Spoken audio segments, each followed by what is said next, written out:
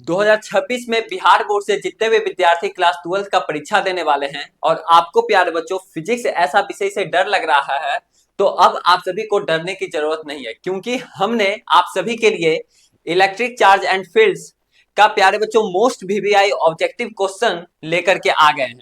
ये आप सभी का प्यारे बच्चों सेकंड पार्ट का वीडियो है, जो कि 11 नंबर क्वेश्चन से प्यारे बच्चों ऑब्जेक्टिव शुरू होगा। अगर आपने इसका पिछला वीडियो नहीं देखा है या फिर पहला वीडियो आपने नहीं देखा है तो प्यारे बच्चों जरूर देख लें। यहां से प्यारे बच्चों जितना भी क्वेश्चन यहाँ पे आप सभी के लिए करवाया जाएगा, इससे बाहर 2026 के बिहार बोर्ड एग्जाम में प्यारे बच्चों नहीं, ये फिर नहीं पूछा जाएगा।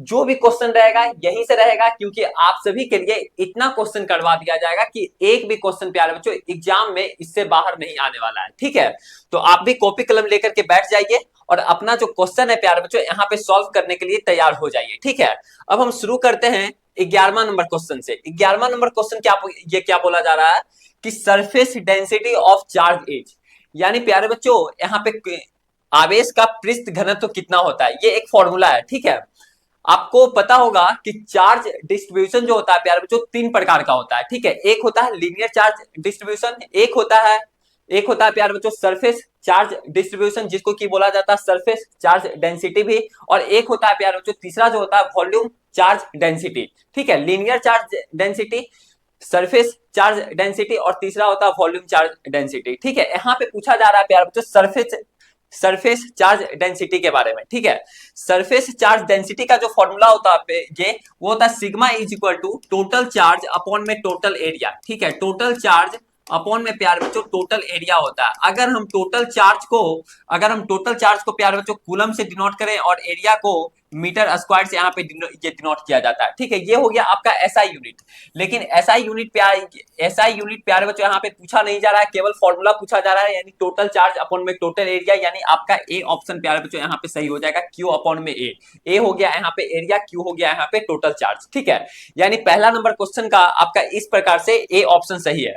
वही बात किया जाए अब जो 12 नंबर क्वेश्चन जो है ये प्यारे बच्चों the specific charge of electron is, यानी इलेक्ट्रॉन का विशिष्ट आवेश कितना होता है। ये आप सभी को पता होगा, जो इलेक्ट्रॉन का जो स्पेसिफिक चार्ज जो होता है प्यारे बच्चों वो होता है 1.8 इंटू 10⁻11 कूलम पर किलोग्राम। ठीक है, कूलम पर किलोग्राम, यानी इस प्रकार से 12 नंबर क्वेश्चन का प्यारे बच्चों ए ऑप्शन आप सभी का यहाँ पे सही है। ठीक है, अगर 30 नंबर क्वेश्चन की बात किया जाए, 13 नंबर क्वेश्चन की बात किया जाए, तो देखिए यहाँ पे लिखा जा रहा है, पूछा जा रहा है question dimension of charge is, यानी चार्ज का डायमेंशन कितना होता है।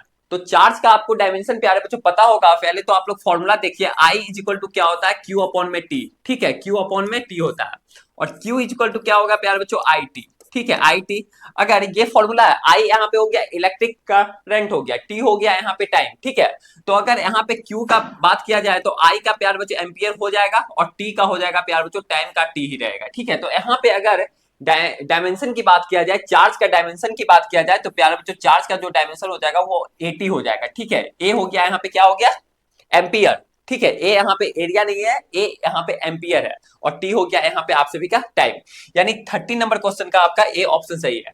वही अब 40 नंबर क्वेश्चन की बात किया जाए, क्या बोला जा रहा है कि when a body is charge its mass, यानी कहने का मतलब ये हुआ कि जब किसी बॉडी को चार्ज किया जाता है तो उसका मास में क्या परिवर्तन होता है, यानी बॉडी का मास घट जाता है या फिर बढ़ जाता है या फिर कांस्टेंट रहता है, यानी जितना पहले था उतना ही रहता है। प्यारे बच्चों आपको पता होना चाहिए कि जब किसी बॉडी को चार्ज किया जाता है तो उसके अंदर या तो इलेक्ट्रॉन उसमें दिया जाता है या फिर उससे इलेक्ट्रॉन रिमूव किया जाता है। यानी बॉडी से मान लिया जाए ये एक बॉडी है, सपोज दैट ये एक बॉडी है, तो इसके अंदर या फिर प्यारे बच्चों इलेक्ट्रॉन हम लोग देंगे, इलेक्ट्रॉन अगर देंगे तो यहाँ पे प्यारे बच्चों निगेटिव चार्ज इसके अंदर, मतलब कि निगेटिव चार्ज का डेंसिटी ज्यादा हो जाएगा, तब पर भी ये चार्ज है। अगर मान लिया जाए इस अगर बॉडी से अगर इलेक्ट्रॉन को बाहर निकाल दे, मान लिया जाए इलेक्ट्रॉन को बाहर निकाल दे, तो इसमें जो होगा प्यारे बच्चों पॉजिटिव चार्ज का डेंसिटी क्या हो जाएगा बढ़ जाएगा। मान लिया जाए इलेक्ट्रॉन यहां से बाहर निकल गया, ठीक है, इलेक्ट्रॉन को बाहर निकाल दिए तो प्यारे बच्चों पॉजिटिव चार्ज का डेंसिटी इस बॉडी पे बढ़ जाएगा। ठीक है, तो देखा गया ये कि अगर किसी बॉडी पे इलेक्ट्रॉन अगर निकालते हैं तब उस पे क्या होता है मास का कमी होता है, क्योंकि इलेक्ट्रॉन का मास होता है, ठीक है, स्लाइटली कमी होता है, थोड़ा बहुत कमी होता है, लेकिन कमी होता है। अगर वही किसी बॉडी पे अगर हम लोग इलेक्ट्रॉन दे या फिर दे देते हैं तो उसका मास जो होता है प्यारे बच्चों बढ़ जाता है। यानी देखिए, इलेक्ट्रॉन किसी बॉडी से निकला तब पर भी चार्ज रहा, क्यों चार्ज रहा, क्योंकि पॉजिटिव चार्ज का डेंसिटी बढ़ गया, लेकिन मास में क्या हो गया, कमी आ गया। जब किसी बॉडी में इलेक्ट्रॉन दिया गया तब पर भी चार्ज आया, क्योंकि नेगेटिव चार्ज का डेंसिटी ज्यादा हो गया, तब पर भी इलेक्ट्रॉन और मास भी ज्यादा हो गया। यानी कहने का मतलब ये हुआ प्यार बच्चों कि जब किसी बॉडी को चार्ज किया जाता है तो उसके अंदर मास में परिवर्तन होता है, और मास में कितना परिवर्तन होता है, या तो प्यार बच्चों घट जाता है या फिर बढ़ जाता है, दोनों चीज देखने को मिलता है, ठीक है। तो इस प्रकार से यहाँ पे डी ऑप्शन आप सभी का सही हो गया कि मे इंक्रीजेज और डिक्रीजेज, यानी घट भी सकता है या फिर बढ़ भी सकता है। अगर इलेक्ट्रॉन को निकाल दिया गया तो यहाँ पे मास जो होगा प्यार बच्चों स्लाइटली डिक्रीज हो जाएगा। अगर इलेक्ट्रॉन को उसके अंदर इंटर कर दिया गया बॉडी के अंदर तो वहां पे जो मास रहेगा वो स्लाइटली इंक्रीज कर जाएगा। यानी दोनों चीज देखने को मिलता है जब किसी बॉडी पे चार्ज होता है तो, ठीक है। अब चलते हैं प्यारे बच्चों 15वां नंबर क्वेश्चन पे। क्या बोला जा रहा है यहाँ पे, देखिए, which of the following is correct for the charge on an electron, यानी इलेक्ट्रॉन पर आवेश के लिए निम्नलिखित में से कौन सा कथन सत्य है। ठीक है, इलेक्ट्रॉन पर चार्ज कितना होता है, -1.6 इंटू 10⁻⁻19 कूलम। ठीक है, तो यहाँ पे प्यारे बच्चों मैग्नीट्यूड का बात नहीं किया जा रहा है, केवल इसका कि इलेक्ट्रॉन पे कितना चार्ज होता है इसका बात किया जा रहा है। तो यहाँ पे देखिए ये ऑप्शन आप सभी का सही हो जाएगा प्यारे बच्चों, डी ऑप्शन, ठीक है। E is equal to 1.602 into 10⁻⁻19 coulomb, यानी डी ऑप्शन आप सभी का सही है। 15 नंबर क्वेश्चन का। 16वां नंबर क्वेश्चन की बात किया जाए, the dimensional formula of intensity of electric field is, electric field का डायमेंशनल फॉर्मूला कितना होगा। पहले आप लोग फॉर्मूला के बारे में जानिए कि आखिर इलेक्ट्रिक फील्ड का फॉर्मूला क्या होता है। इलेक्ट्रिक फील्ड बराबर होता है प्यारे बच्चों फोर्स अपॉन में चार्ज, ठीक है, फोर्स अपॉन में चार्ज। अगर फोर्स का डायमेंशनल फॉर्मूला की बात किया जाए तो इसका होता है प्यारे बच्चे ml/T⁻², ये आपको पता होगा, ठीक है। आपको देखिए डायमेंशनल फॉर्मूला याद करने की जरूरत नहीं है, कुछ कुछ फॉर्मूला का याद कीजिए जो बेसिक है, जैसे कि फोर्स हो गया, वर्क हो गया, ये सब चीज का याद कीजिए, और इसके अकॉर्डिंग प्यारे बच्चों इसके अनुसार और भी जो फॉर्मूला है उसका डायमेंशनल फॉर्मूला निकाल दिया जाता है, ठीक है। तो उतना रटने की जरूरत नहीं है। चार्ज का कितना हो जाएगा प्यारे बच्चों 80, जैसा कि मैंने आप सभी को पहले बताया है, ठीक है। 11वां नंबर क्वेश्चन में वही ये कि यही था कि चार्ज का डायमेंशनल फॉर्मूला कितना होता है, ठीक है, बीमीय सूत्र। अब अगर यहां से बात किया जाए प्यारे बच्चों तो एम तो एज इट इज रहेगा, ठीक है। ML T जब ऊपर जाएगा प्यारे बच्चों तो -1 हो जाएगा, -2 ऑलरेडी पहले से है, तो प्यारे बच्चों ML T पे पावर -3 हो जाएगा, और A ऊपर जाएगा तो प्यारे बच्चों A पे पावर -1 हो जाएगा, ठीक है। यानी आपका इस प्रकार से इलेक्ट्रिक फील्ड का जो बीमीय सूत्र हुआ, ठीक है, ये आपका ये हो गया, ठीक है। ML T पे पावर -3 और A पे पावर -1, यानी बी ऑप्शन आप सभी का सही है 16वां नंबर क्वेश्चन का, ठीक है। अब चलते हैं इस प्रकार से 17 नंबर क्वेश्चन। 17 नंबर क्वेश्चन में क्या बोला जा रहा है, SI unit of electric flux is, electric flux का एसआई यूनिट क्या होता है प्यारे बच्चों, वोल्ट मीटर होता है, ठीक है। ये आप सभी को फॉर्मूला पता होगा, ठीक है, और इसका एसआई यूनिट भी पता होगा कि वोल्ट मीटर होता है। यानी 17 नंबर ये क्वेश्चन का सी ऑप्शन आप सभी का सही हो गया। देखिए प्यारे बच्चों यहाँ पे जितना भी क्वेश्चन आप सभी के लिए करवाया जा रहा है इसको ध्यान पूर्वक से समझिए, याद कीजिए, लिखने की प्रैक्टिस कीजिए, ठीक है। समझने की मेनली जो है वो समझने पे फोकस कीजिए, ठीक है। और यहाँ से इसके यहाँ पे जितना भी क्वेश्चन आप सभी के लिए करवाया जा रहा है, अगर आपने इसका पहला वाला पार्ट का वीडियो नहीं देखा है तो प्यारे बच्चों आप लोग जरूर जा करके देख लें, ठीक है। उस वीडियो में 1 नंबर से लेकर के 10 नंबर ऑब्जेक्टिव करवाया गया है, इस वीडियो में 11 नंबर से शुरू किया गया है, ठीक है, जैसा कि आप सभी को पता चल ही गया होगा। तो प्यारे बच्चों देखिए कहने का मतलब यही हुआ कि यहाँ से बाहर आपको एक भी ऑब्जेक्टिव देखने को नहीं मिलेगा बिहार बोर्ड 2026 के परीक्षा में, ठीक है। इसलिए इसको ध्यान पूर्वक से देखिए। ये सब जितना भी क्वेश्चन आप सभी के लिए करवाया जा रहा है सारा PYQ का ये क्वेश्चन है, मतलब कि जितना भी प्रीवियस ईयर क्वेश्चन में ये सब क्वेश्चन पूछा गया है वही सब क्वेश्चन यहाँ पे सिलेक्टेड क्वेश्चन पे ये प्यारे बच्चों आप सभी के लिए करवाया जा रहा है, ठीक है। अब देखिए the value of epsilon r in air is, यानी एप्सिलॉन आर को बोला जाता है प्यारे बच्चों रिलेटिव परमिटिविटी, ठीक है। यानी हवा में एप्सिलॉन आर का वैल्यू कितना होता है। एप्सिलॉन आर का जो वैल्यू होता है प्यारे बच्चों वो मीडियम पे डिपेंड करता है, ठीक है। ऑयल में कितना होगा, एयर में कितना होगा, वाटर में कितना होगा। तो वही चीज देखा गया है कि अगर एप्सिलॉन आर का यानी रिलेटिव परमिटिविटी का एयर में जो वैल्यू होता है प्यारे बच्चों वो 1 होता है, कितना होता है, 1 के बराबर होता है, ठीक है, 1। इसका सी ऑप्शन आप सभी का सही हो जाएगा 18वां नंबर क्वेश्चन का।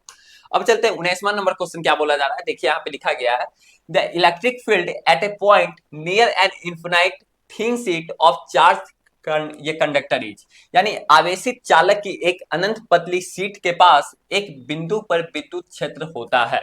कितना होता है? वो होता है प्यार बच्चों sigma divided by 2 epsilon not के बराबर होता है, यानी इस प्रकार से आप सभी का सी ऑप्शन सही हो गया। देखिए ऐसा ऐसा फॉर्मूला पूछ दिया जाता है कि आर डिस्टेंस दूर किसी एक पॉइंट पे इलेक्ट्रिक फील्ड का इंटेंसिटी कितना होगा, हॉलो स्फीयर में इलेक्ट्रिक फील्ड का इंटेंसिटी कितना होगा, समझ रहे हैं ना। ये पूछ दिया गया कि नियर इन्फिनाइट थिन शीट पे इलेक्ट्रिक फील्ड का इंटेंसिटी कितना होगा। तो ऐसा ऐसा क्वेश्चन पूछ दिया जाता है। सिलेंडर में आर डिस्टेंस दूर रेडियस पे या फिर मिड पॉइंट पे इलेक्ट्रिक फील्ड का इंटेंसिटी कितना होगा। तो ये सब फॉर्मूला थोड़ा याद कर लीजिएगा। हो सकता है ऐसा ऐसा क्वेश्चन प्यार बच्चों 5 नंबर में भी पूछ दिया जाता है ये डेरिवेशन में, तो आपको ऐसा क्वेश्चन करवा दिया जाएगा, इसके लिए आपको टेंशन लेने की जरूरत नहीं है, लेकिन फॉर्मूला भी आप सभी को याद करना है, ठीक है। अब चलते हैं 20वां नंबर क्वेश्चन क्या बोला जा रहा है कि an electric dipoles are situated in a closed surface, total electric flux coming out from the closed surface will be, यानी एक बंद सतह पर एन विद्युत द्विध्रुव स्थित है, बंद सतह से निकलने वाला कुल विद्युत फ्लक्स होगा। यानी यहाँ पे पूछा जा रहा है प्यार बच्चों कि मान लिया जाए एक स्फीयर है, ठीक है, एक स्फीयर है, क्लोज सरफेस है, ठीक है, क्लोज सरफेस है। अब इसके अंदर पूछा जा रहा है कि मान लिया जाए इसके अंदर से टोटल इलेक्ट्रिक फ्लक्स कितना निकलेगा जबकि एक स्फीयर के अंदर प्यारे बच्चों क्या है कि इलेक्ट्रिक डायपोल है। इलेक्ट्रिक डायपोल क्या होता है प्यारे बच्चों कि दो सेम नेचर का चार्ज होता है, मतलब कि अपोजिट नेचर का चार्ज होता है, लेकिन दोनों का मैग्नीट्यूड सेम होता है, ठीक है। यहाँ पे हो गया माइनस क्यू चार्ज और यहाँ पे हो गया प्लस क्यू चार्ज और इसके बीच का डिस्टेंस आर है, सपोज दैट आर है या फिर 12 भी ले लिया जाता है।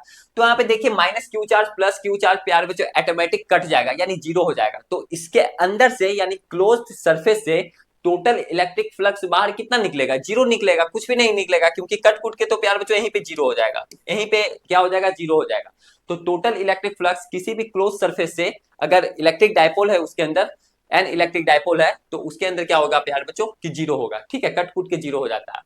क्यों कट कुट के जीरो हो गया? क्योंकि इलेक्ट्रिक डायपोल का पता है कि दोनों चार्ज का मैग्नीट्यूड सेम होता है, लेकिन दोनों अपोजिट नेचर का होता है, एक होता है प्लस और एक होता है माइनस, समझ रहे हैं ना बातों को। और दोनों का मैग्नीट्यूड सेम है, अगर ये प्लस 2 कूलम है तो ये भी प्यारे बच्चों माइनस 2 कूलम होगा, ठीक है, दोनों कट कुट के जीरो हो जाता है, इसलिए net electric flux in A close surface जो बाहर निकलेगा वो जीरो के बराबर होगा। तो इस प्रकार से आप सभी का सी ऑप्शन सही हो गया। अब देखिए प्यारे बच्चों, अगर आप सभी के लिए 2026 में आप लोग परीक्षा देने के लिए जा रहे हैं, ठीक है, और आपको अगर गेस क्वेश्चन का हैंड रिटन नोट्स चाहिए ऑल सब्जेक्ट का, चाहे आप हिंदी मीडियम में परीक्षा दे रहे हैं या फिर इंग्लिश मीडियम वाले जो भी स्टूडेंट हैं परीक्षा देने वाले हैं 2026 में, दोनों माध्यम के बच्चे के लिए प्यार बच्चों नोट्स अवेलेबल है, ठीक है। वो आपको कहां से मिलेगा भैया? गेस क्वेश्चन का सारा नोट्स आप सभी को मिलेगा जो कि 2026 के बोर्ड परीक्षा में टकराएगा ही टकराएगा प्यार बच्चों। इसमें आप सभी को ऑब्जेक्टिव क्वेश्चन भी देखने को मिलेगा, प्लस में सब्जेक्टिव क्वेश्चन भी देखने को मिलेगा, काफी सिलेक्टेड क्वेश्चन है और चैप्टर वाइज चैप्टर है, ठीक है।